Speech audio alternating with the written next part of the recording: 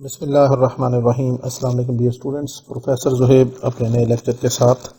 Students, हम BSc mechanics का chapter number 6 virtual work पढ़ रहे हैं और आज हम इस चैप्टर की जो थ्योरेटिकल पोर्शन है उसका आखिरी टॉपिक डिस्कस करेंगे, that is principle of virtual work for a set of rigid bodies. इससे पहले जो हमने 3 केस डिस्कस किए थे, पहला था set of principle of virtual work on a single particle, फिर the same principle of virtual work on a set of particles, फिर हमने पढ़ा था principle of virtual work for a single rigid body, और आज हम पढ़ेंगे principle of virtual work for a set of rigid bodies।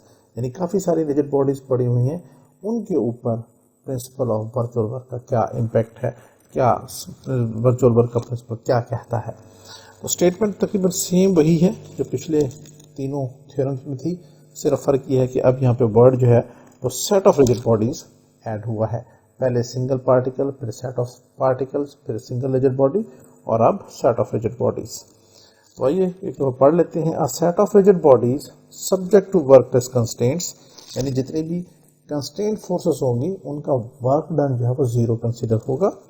Is in equilibrium if and only if zero virtual work is done by the applied forces and applied task in any arbitrary infinitesimal displacement consistent with the constraints। तो आइए इसको proof करते हैं। हम यहाँ पे एक दफ़ा फिर कह देंगे, हमने पिछले थ्योरम में भी बताया था कि काफ़ी सारी अगर फोर्सेस जो हैं वो किसी एक बॉडी के ऊपर एक्ट कर रही हो तो उन सारी फोर्सेस को एक सिंगल फोर्स में और एक सिंगल कपल में रिड्यूस किया जा सकता है। अब यहाँ पे क्या है, यहाँ पे बहुत सारी रिजिड बॉडीज पड़ी हुई हैं, ठीक है जी। इन सारी रिजिड बॉडीज में से जो एक, ये इसको कह लें आप फर्स्ट रिजिड बॉडी, ये सेकंड, ये थर्ड, सो ऑन, ये फोर्थ, और इसको कह दें हम आयत, ठीक है जी। तो ये आयत रिजिड बॉडी के ऊपर जो फोर्सेस लग रही हैं उनको हम रिड्यूस कर सकते हैं इनटू ए सिंगल फोर्स। तो हम कहेंगे वी नो दैट, ये हमने कंपोजिशन ऑफ फोर्सेस के चैप्टर में ये थ्योरम पढ़ा था कि अगर किसी बॉडी के ऊपर बहुत सारी फोर्सेस एक्ट कर रही हो तो उन फोर्सेस को एक सिंगल फोर्स और एक सिंगल कपल में रिड्यूस किया जा सकता है। तो हम कहेंगे we know that for a given system of forces, for a given system of forces acting on ith rigid body, ठीक है जी। इसको हम बता देते हैं, इनकी जरूरत कोई नहीं है। Acting on ith rigid body can be reduced to a single force, और उस सिंगल फोर्स को हम क्या देते हैं, आर आई, ठीक है जी। एट, और ये पॉइंट जगह कौन सी होगी, कोई भी जगह हो सकती है, at any arbitrary point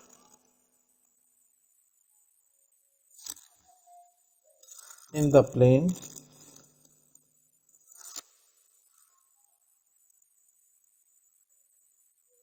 along with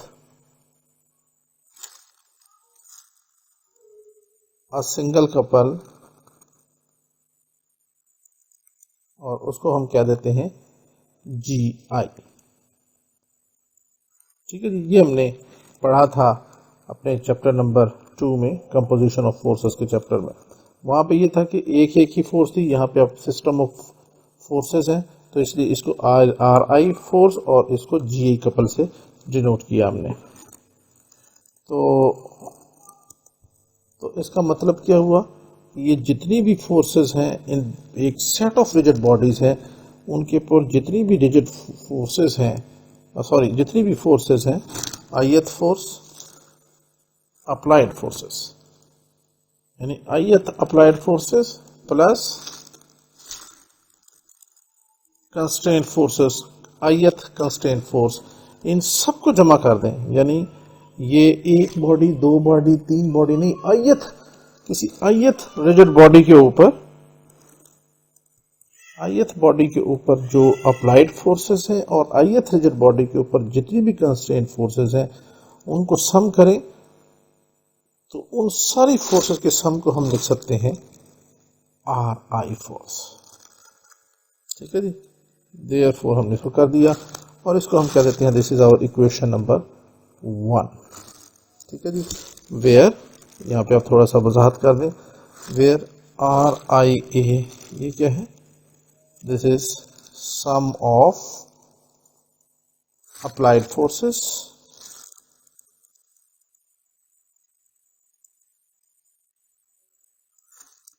ठीक है जी ऑन ith रिजिड बॉडी, और यहाँ पे आर आई सी क्या हो जाएगा, this is sum of constraints. ठीक है जी, ऑन ith रिजिड बॉडी।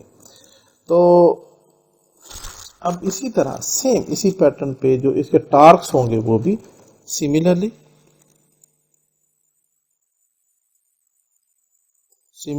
हमारे पास जी आई को हम लिख सकते हैं, यानी सारे के सारे ith रिजिड बॉडी के ऊपर लगाई गई सारे अप्लाइड टार्क्स उनका सम प्लस जी आई सी सारे कंस्ट्रेंट्स जितने भी फोर्सेस हैं उनका जो टार्क है उनका और अप्लाइड दोनों को प्लस करें, that is equal to G I. तो वेयर, इसकी भी थोड़ा सा डिफाइन कर दें, G I A this is sum of applied torques and G I C this is equal to sum of torques of constraints।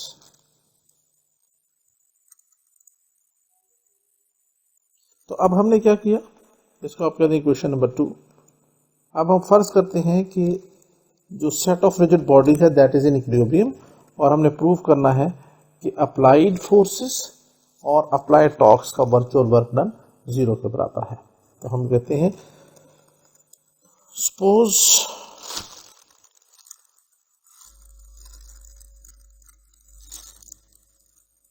the set of rigid bodies is in equilibrium.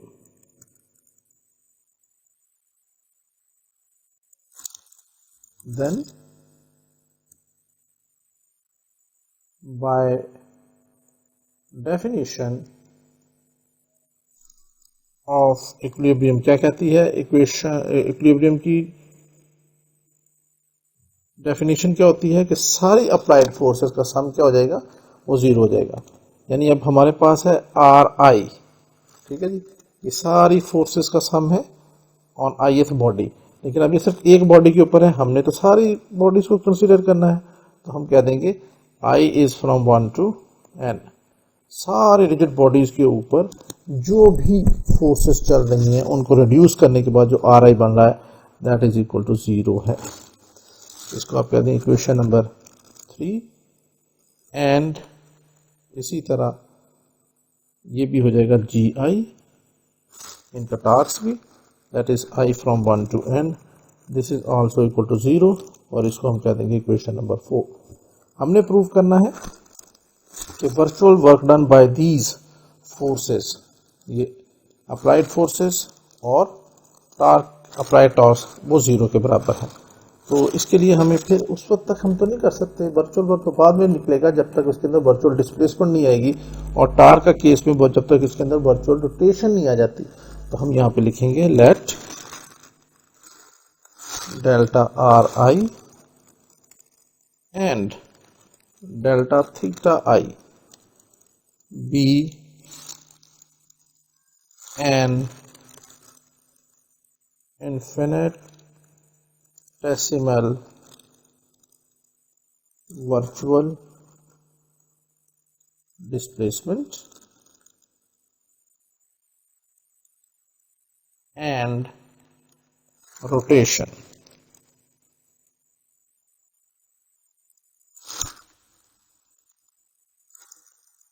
Of the rigid body. ठीक है जी।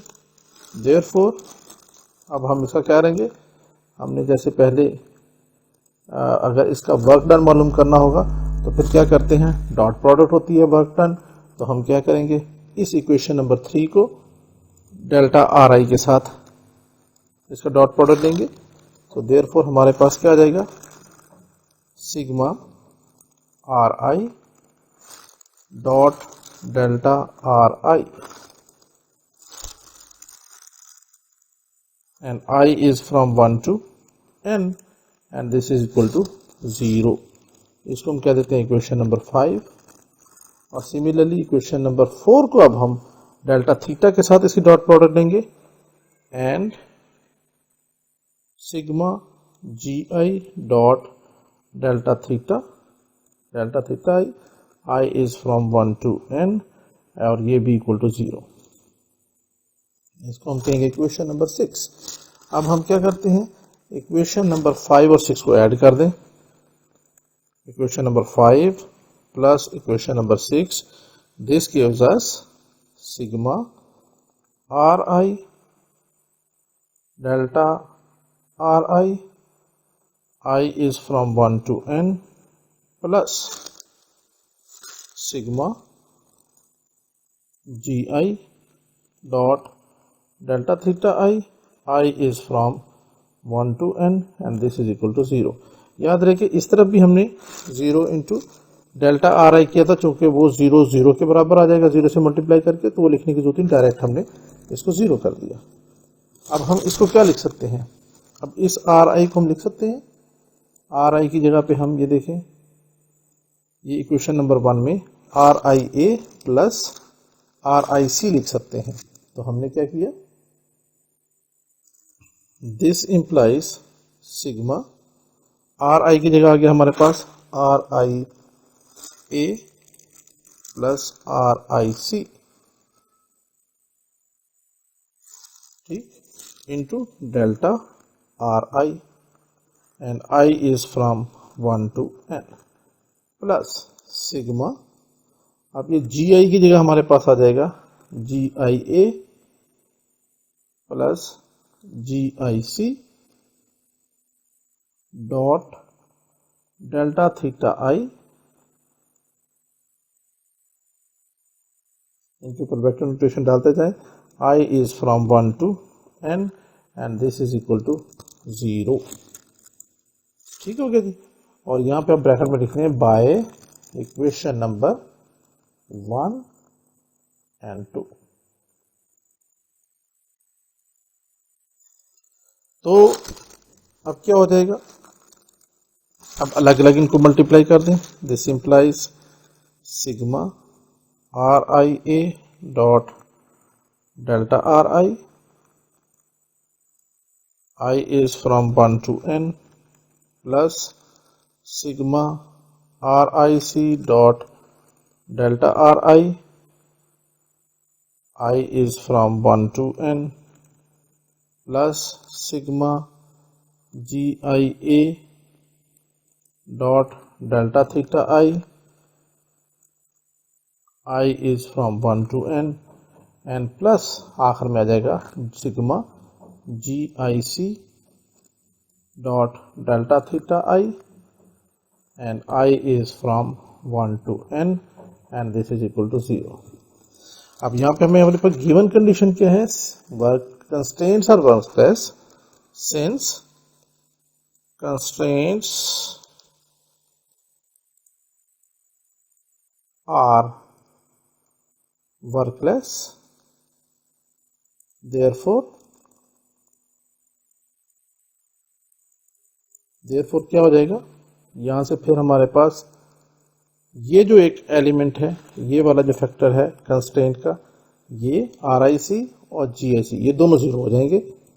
ठीक है जी। Therefore क्या हो जाएगा, sigma RIC dot delta RI, I is from 1 to n, this will be equal to 0, and sigma GIC dot delta theta I, and I is from 1 to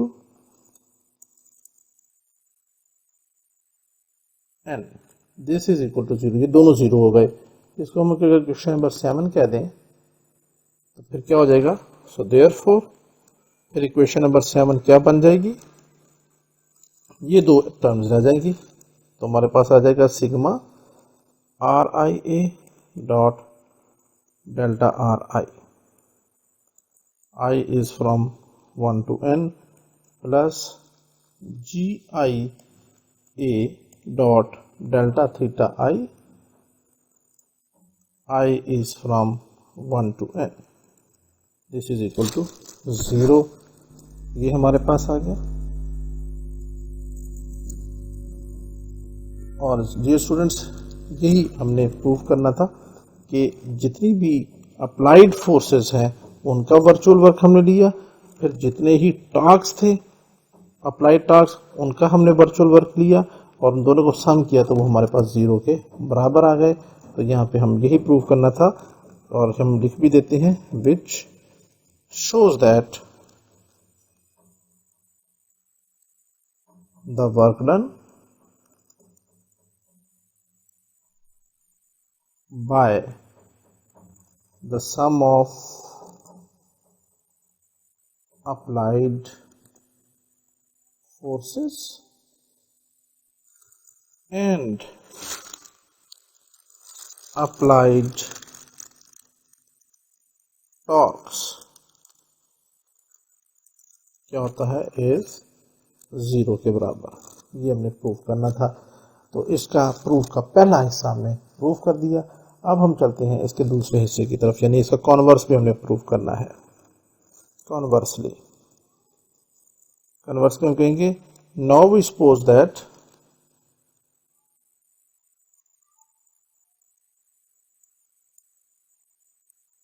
the work done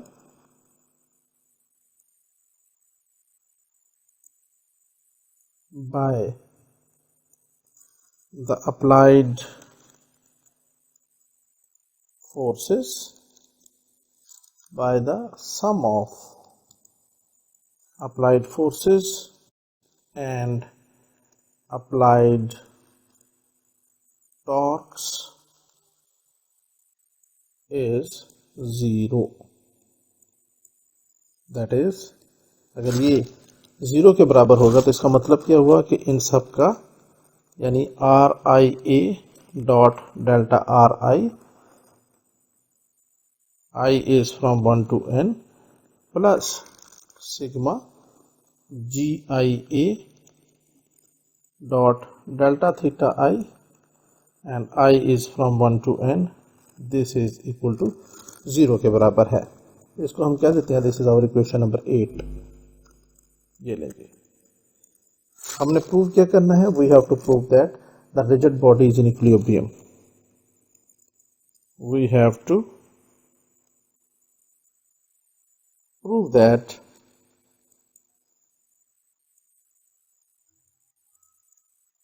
the rigid body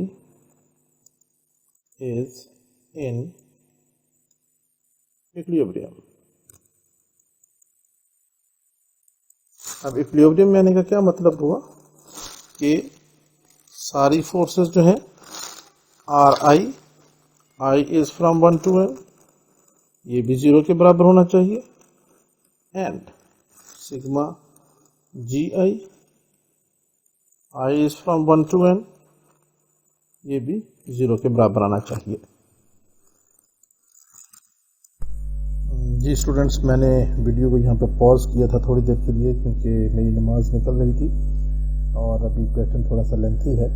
तो I hope कि मैं यहीं से start करता हूँ कि हमने ये कॉन्वर्स में ये पढ़ा है कि हमें गिवन अब ये है, हमने सपोज किया है कि वर्चुअल वर्क जो है वो सारे अप्लाइड फोर्सेस का और अप्लाइड टास्क का वो 0 के बराबर है। और हमने प्रूव करना है कि rigid body is in equilibrium, और इक्विलिब्रियम के लिए क्या प्रूव करना होगा, इक्विलिब्रियम की कंडीशन हमने प्रूव करनी है, यानी सारी जो फोर्सेस का सम है that is also equal to 0, और सारे जो हमारे पास टार्क्स हैं उनका सम भी 0 के बराबर हमने प्रूव करना है। अब हमारे पास गिवन क्या है, हमें पता है कि since constraints are workless, so therefore फिर हमारे पास क्या हो जाएगा, अगर कंस्ट्रेंट्स सारे 0 हैं तो सारी कंस्ट्रेंट फोर्सेस यानी R I C delta R I, ये इसका sum from I from 1 to n, ये सारा 0 के बराबर होगा। और similarly and sigma G I C dot delta theta I, I from 1 to n, ये भी सारा का सारा 0 हो जाएगा। और अगर ये 0 है तो इन दोनों का सम भी 0 ही होगा। तो फिर हम इसको लिख सकते हैं, this implies sigma R I C dot delta R I, I from 1 to n plus sigma G I C dot delta theta I and I from 1 to n, this is also equal to 0। इस equation को हम कह देते हैं, ये हमारे पास equation number ऊपर carbon 8 थी, तो ये इक्वेशन नंबर 9 हो गई। अब हम क्या करते हैं कि इक्वेशन नंबर 8 और 9 को प्लस कर देते हैं, adding equation number 8 plus equation number 9, this will give us, क्या हो जाएगा, हम ये सारा भी लिखेंगे प्लस ये भी सारा लिखेंगे और इक्वल टू 0 करेंगे। तो हमने पहले लिखा जी इक्वेशन नंबर 8 को, sigma R I A dot delta R I, I from 1 to n plus sigma, अब ये वाला लिखा जी आई ए यानी अप्लाइड फोर्सेस, अप्लाइड टास्क का work done delta theta I and I is from 1 to n plus, अब मैं इसको जरा ऊपर ले जाता हूं और ये इक्वेशन नंबर 9 इसमें ऐड की, sigma R I C dot delta R I, I from 1 to n plus sigma, ये आ गया आखिर में G I C dot delta theta I and I is from 1 to n and this all is equal to 0। ये हमारे पास आ गया। अब हम यहाँ से क्या करते हैं, हम जो डेल्टा आर और ये भी डेल्टा आर, इन दोनों को इकट्ठा कर लेते हैं और डेल्टा थीटा और डेल्टा थीटा को इकट्ठा कर लेते हैं। तो ये हमारे पास आ जाएगा, this implies sigma R I A delta R I, I is from 1 to n plus sigma R I C dot delta R I is from 1 to n plus sigma, अब इन दो की बारी है, एक ये और एक ये, तो इनको जब हमने लिखा तो ये जगह G I A dot delta theta I and I is from 1 to n, आखिर में plus sigma G I C dot delta theta I and I is from 1 to n and this is equal to 0। अब यहाँ से हम पहले दोनों में delta R आई और अगले दोनों में डेल्टा थीटा आई कॉमन ले लेते हैं, तो हमारे पास क्या आ जाएगा, दिस इंप्लाइज सिग्मा, सिग्मा भी कॉमन ले लेते हैं, R I A plus R I सी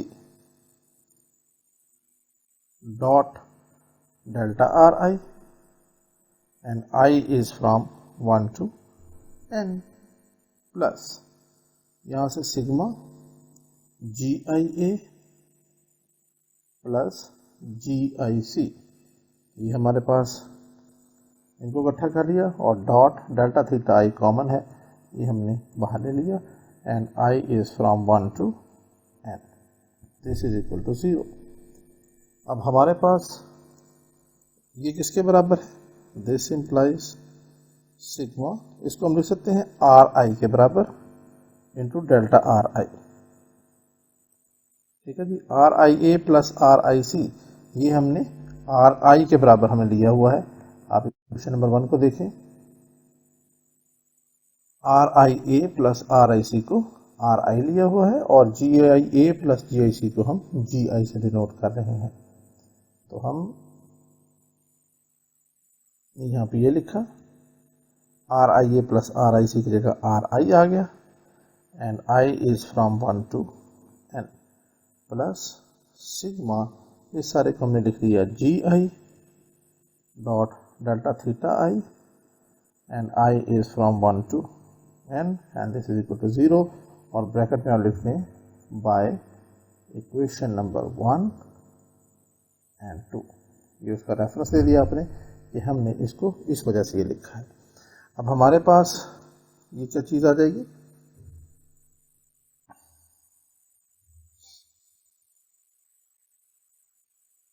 इसको हम कि इन दोनों का सम जो है वो 0 के बराबर है। इसका मतलब क्या होगा, दिस इंप्लाइज ये दोनों अलग अलग भी 0 के बराबर होंगे। तो इसको हम लिख सकते हैं sigma RI dot delta RI, I is from 1 to n, ये भी 0 के बराबर होगा and sigma GI dot delta theta I is from 1 to n, this is also equal to 0। इन दोनों को 0 के बराबर होना जरूरी है, क्योंकि अगर इनमें से एक 0 के बराबर नहीं है, मतलब ये सारी इसकी सब की वैल्यू कुछ भी आ जाती है, मतलब इस सब की वैल्यू आ जाती है a और ये 0 के बराबर है, तो a plus 0 is not equal to 0। तो इन दोनों को अलग अलग 0 होना जरूरी है, इससे ये रिजल्ट निकाला हमने। और अब यहाँ पे आप देखें तो डेल्टा RI ये तो 0 नहीं हो सकता, डेल्टा थीटा ये भी 0 नहीं हो सकता, क्योंकि ये इन्फिनिट एक्सिपल डिस्प्लेसमेंट्स हैं, displacement can never be equal to 0। तो यहाँ से हम कह सकते हैं since delta RI is not equal to 0 and delta theta I this can not be equal to 0, so therefore फिर हमारे पास क्या हो जाएगा, अगर ये दो 0 के बराबर है, मतलब डेल्टा RI 0 के बराबर नहीं है, तो फिर सिर्फ ये 0 के बराबर होगा, सॉरी, तो फिर हमारे पास सिर्फ ये जो है वो 0 के बराबर होगा। इसी तरह डेल्टा थीटा I 0 के बराबर नहीं है, तो सिर्फ ये वाला एलिमेंट ये 0 के बराबर होगा। तो फिर हम यहाँ से लिखेंगे therefore it implies sigma RI, I is from 1 to n, this is equal to 0 and sigma GI, I is from 1 to n, this is equal to 0। और ये दोनों का 0 होना ये क्या साबित करता है, ये इक्विलिब्रियम की कंडीशन है कि सारी फोर्सेस का सम भी 0 होना चाहिए और सारे टॉर्क्स का सम भी 0 होना चाहिए, और ये इक्विलिब्रियम की शर्त पूरी हो गई। इसलिए हम कह सकते हैं which proves that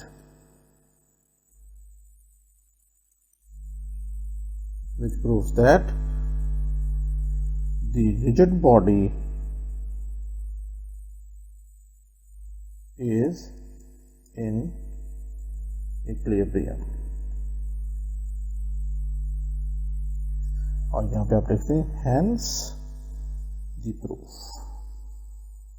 I hope students कि ये क्वेश्चन और ये थ्योरम आपको अच्छी तरह समझ में आ गया होगा, और इसमें कोई ज़्यादा मुश्किल चीज़ भी नहीं थी।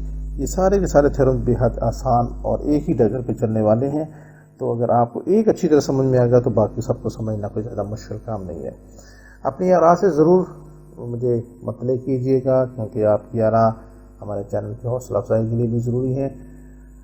चैनल पसंद आए, लेक्चर पसंद आए तो लाजमी कमेंट कीजिएगा, अपने दोस्तों से शेयर कीजिएगा। इंशाल्लाह मिलते हैं बहुत जल्द आप इस चैप्टर के प्रॉब्लम्स को सॉल्व करने के लिए। तब तक की इजाज़त, अल्लाह हाफिज़।